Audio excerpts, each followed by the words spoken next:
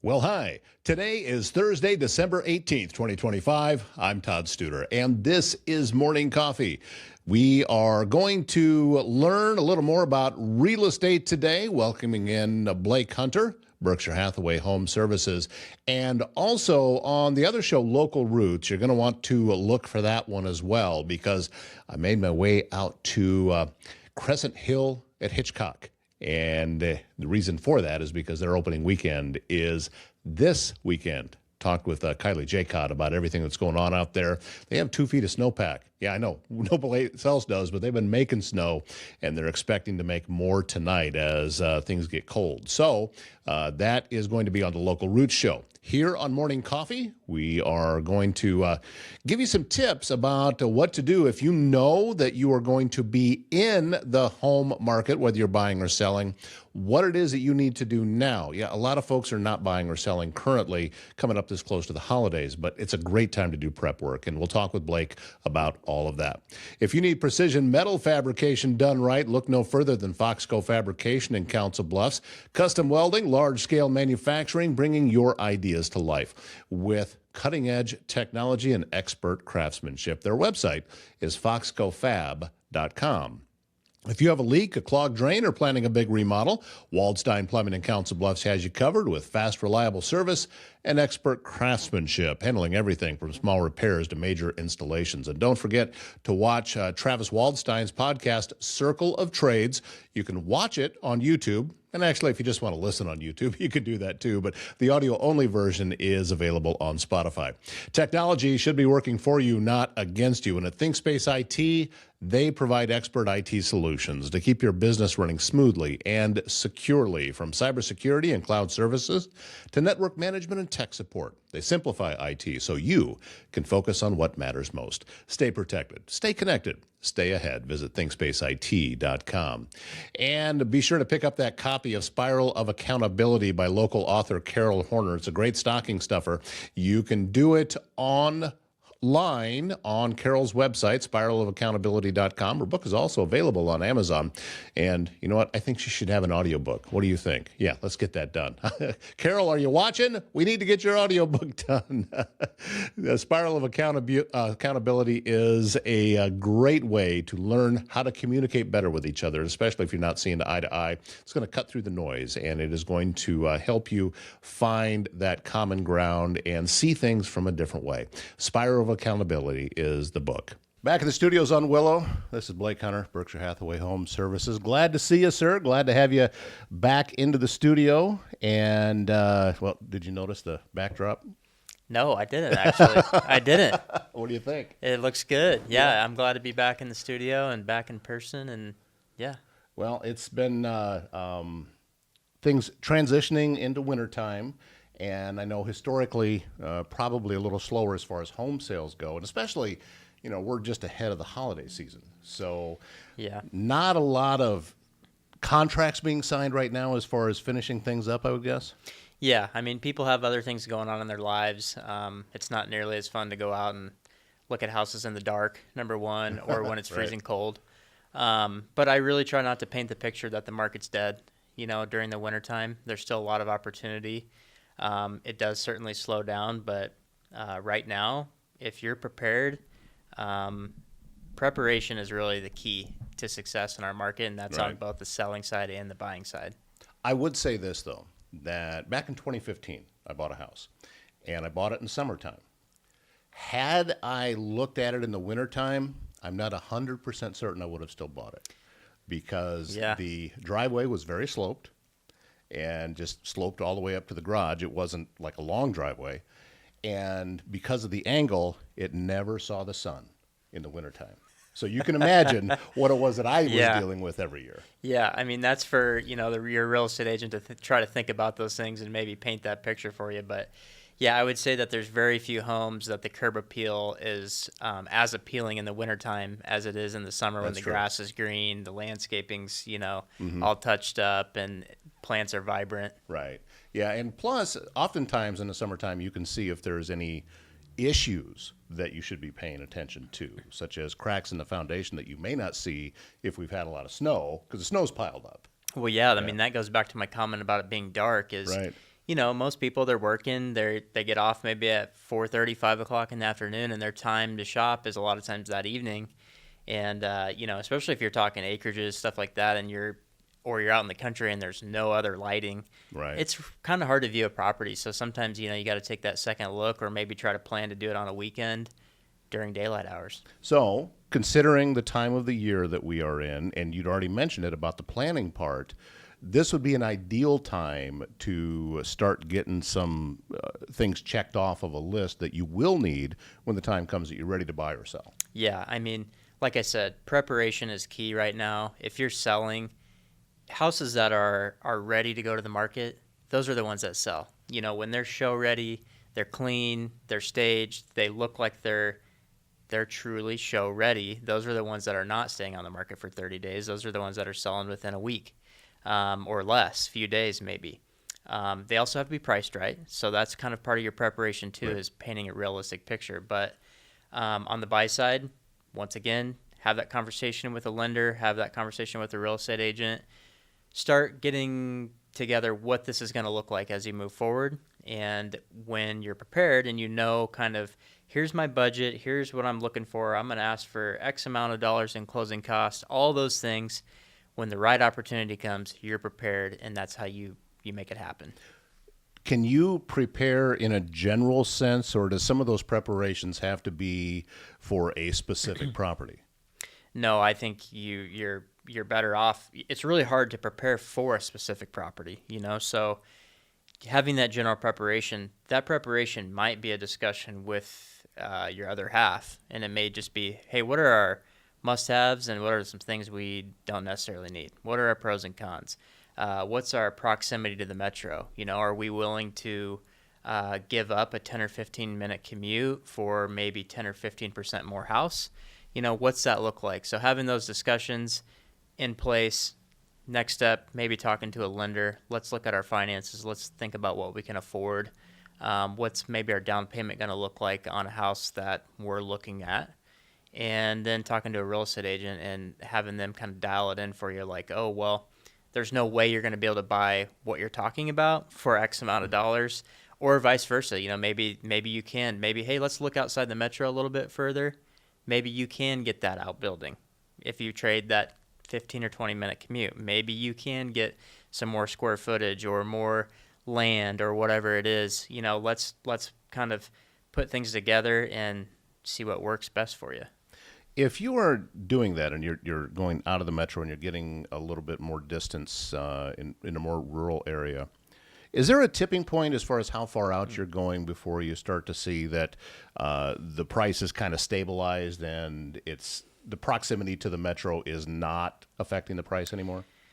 I mean, that's kind of it's hard. I wouldn't say there's any rule of thumb or there's a specific point or place. But just generally thinking in our area in Southwest Iowa, I think that our outer ring of small communities really hold their value as far as proximity to the metro. When you head out to that next outer ring, you're talking maybe 35 or 40 miles outside of the metro. I think you start seeing a difference there. But it really depends on what you're buying too, and what you're looking for. But that is key. And that's why I made that comment earlier, is that commute, and that proximity is important to some, and it's not necessarily making a sacrifice. It's just what's more important to you. Do you want the commute? Do you want more space? What is it that works best? Yeah, those are questions that no one else can answer for you. Yeah. I mean, those are things that you just kind of have to know.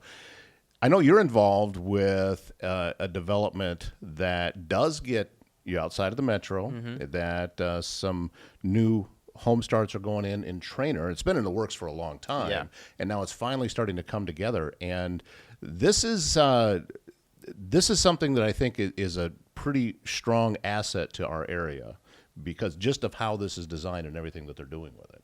Yeah, I mean, it's huge. 15-plus year project coming together, not coming to an end with this either. It's an ongoing project, but, Treynor is one of those what I would consider inner ring communities. You're 15 minutes, maybe even less, depending on how fast you want to drive down Highway 92. The speed limit, you want to go the speed limit. But housing, ball fields, pavilion, all the things that are kind of building community. But the housing project that I'll be involved with will not only provide more housing for people to move into Treynor that are looking for that community feel, the school district, all the things that come with having that small town vibe.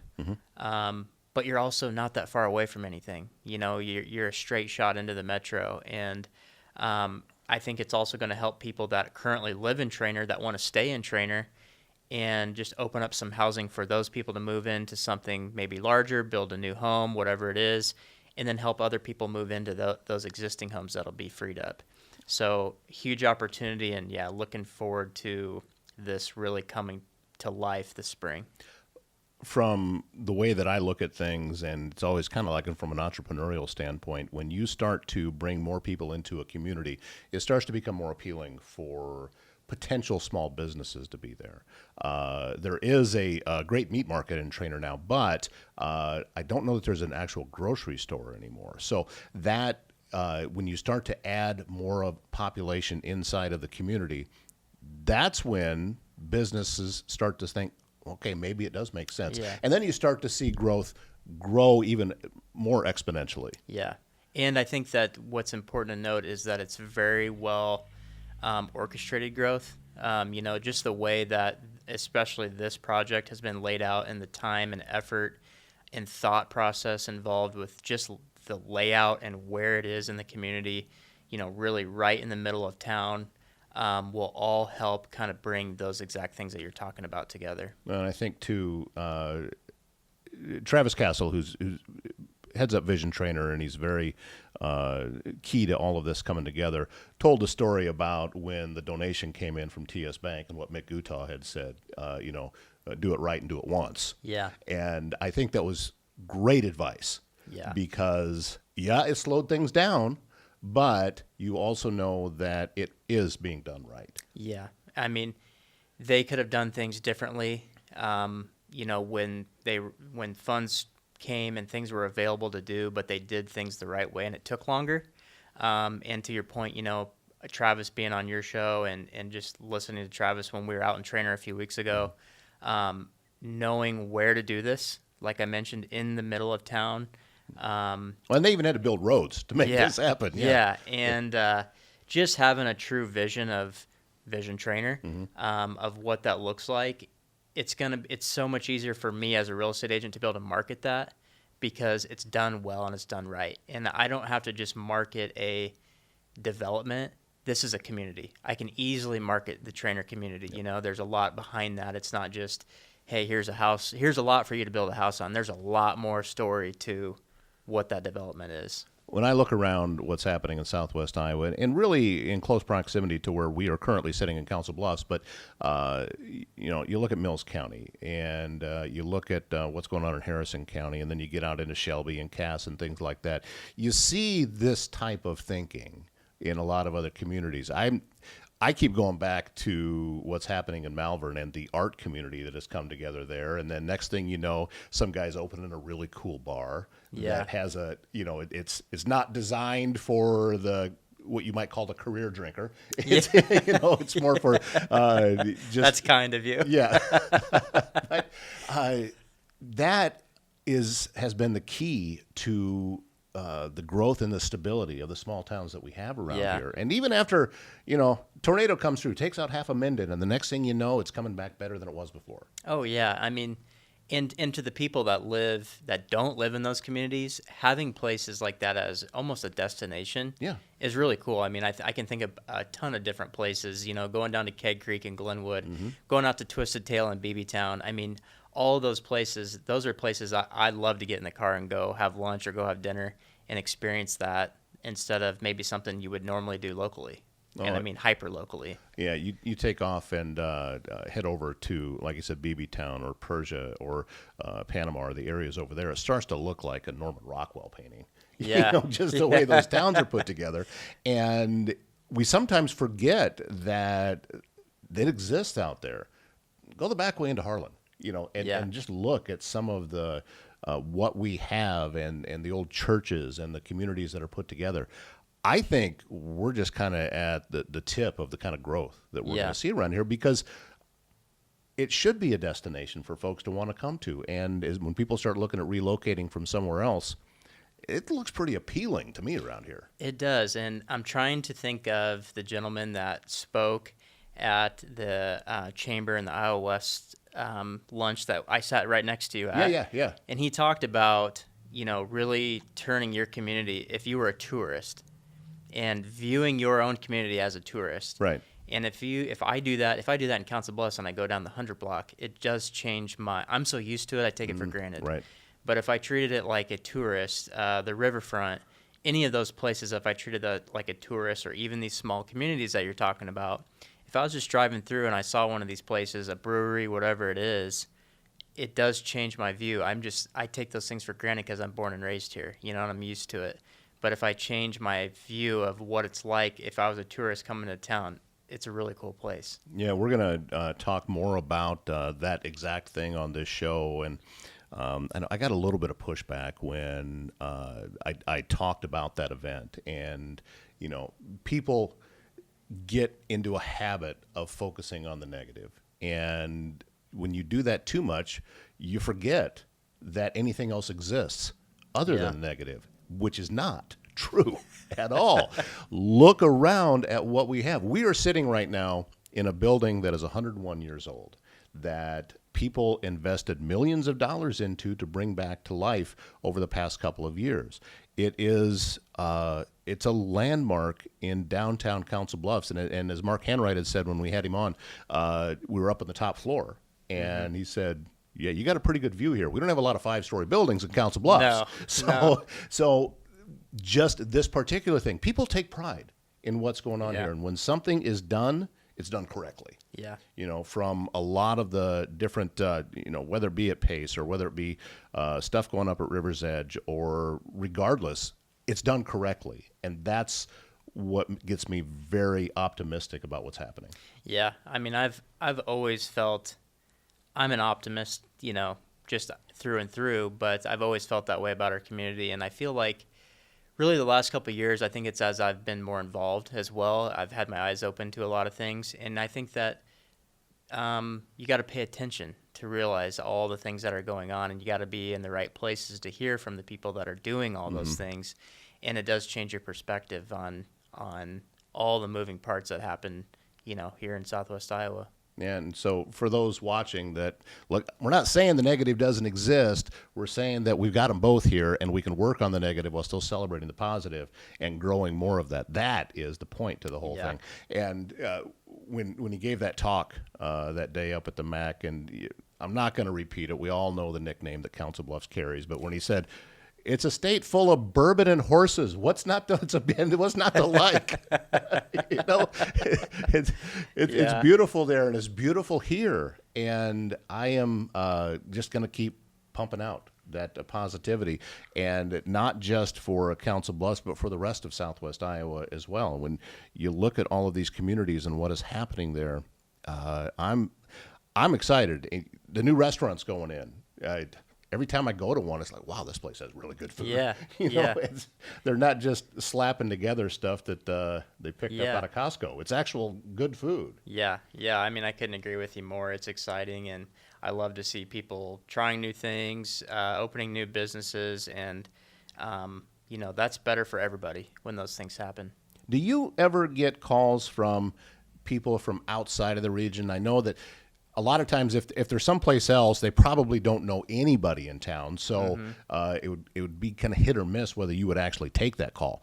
But I'm curious about, are we on the map out there yet, do you think? Yeah. I mean, I think, Omaha definitely puts us on the map.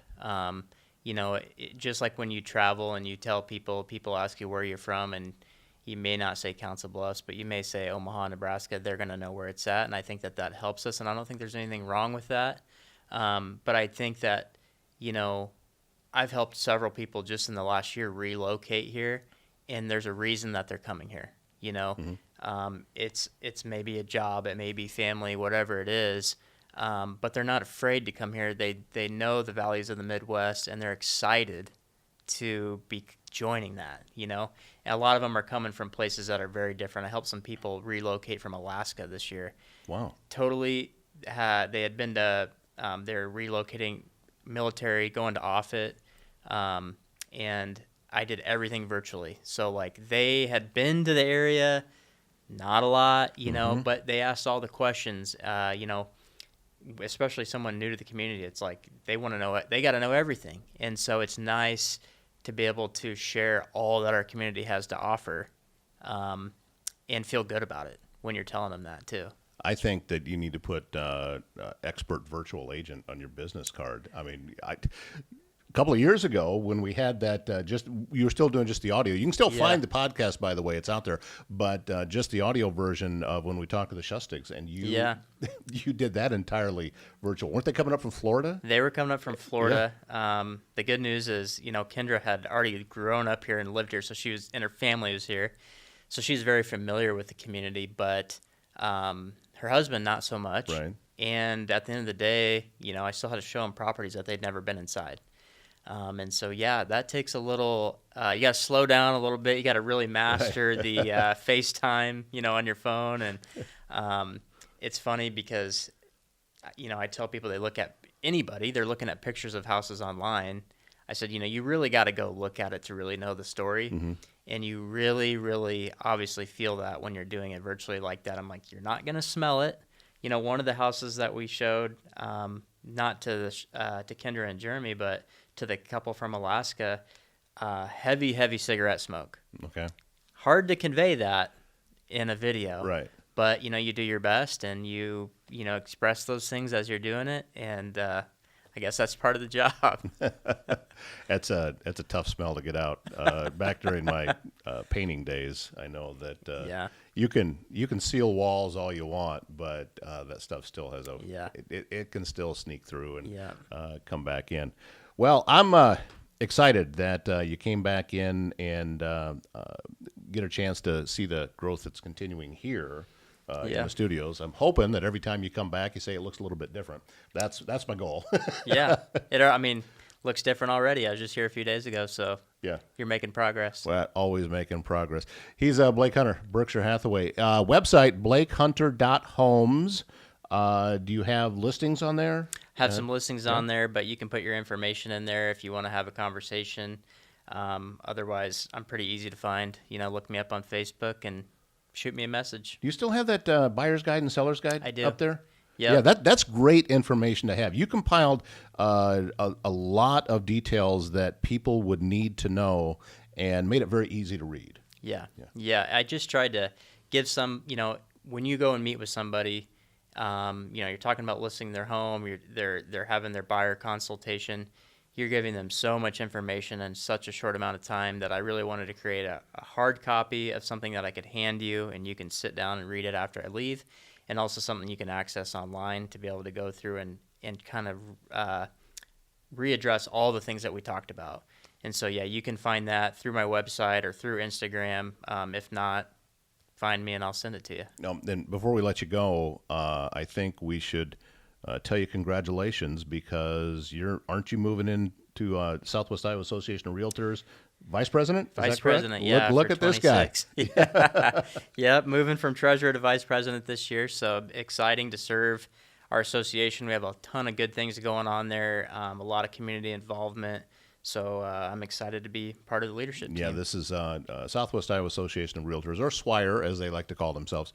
They're active. Yeah. This is a very active group. Yep. And they do a lot of giving back to the community. I see, I've seen a lot of things at voting booths and different places like that. Yeah, just last week we had our one of our quarterly breakfasts. We always do an auction every year at that breakfast, and we decide where we're going to send the proceeds from that auction. Mm-hmm. And then generally we match it as an association. So this year we donated just over $10,000 to a bunch of local food banks that are all outside of Council Bluffs, a lot of small community food banks. And so really excited to be able to be part of an association that can give a gift like that. All right. Blake Hunter, thank you much, sir. And we'll see you again. Come on back up. We got an open house coming next month. Come to that too. Sounds good. Thanks, Todd. Todd. Talk to you soon. I'm looking forward to getting Joe Huntoon from S&B Country Kennel onto the couch for an episode of Morning Coffee and get him into the studio, maybe even bring one of his dogs with him. S&B Country Kennel is the top spot in Southwest Iowa when you need to know your dog will receive only the best. Online, it's sbcountrykennel.com, country spelled with a K. You can see them in person. They're located just west of I-29 on Bungie Avenue, south of Council Bluffs. Morning Coffee brought to you by Keith Jones, your Edward Jones financial advisor in Council Bluffs. Learn how he can help you reach your financial goals. Visit edwardjones.com for more. Edward Jones, member SIPC. If you like driving, you know you can get paid for it at First Student as a bus driver. You'll work short hours, earn a competitive wage, and make a difference in the lives of children. And that pay starts with a sign-on bonus. Fully licensed drivers will get a sign-on bonus of $4,000. And if you don't have your CDL yet, they'll help you get it, and then you'll get a sign-on bonus of $3,000 once the CDL is obtained. Plus, every driver gets on-the-job training. Don't wait. Apply at workatfirst.com. That's going to wrap up today's show. Again, thank you very much, Blake Hunter from Berkshire Hathaway, for joining us today. We have one more day to go before the end of the week, and I'm looking forward to having a very successful Thursday. My name's Todd Studer. We'll see you back here tomorrow morning.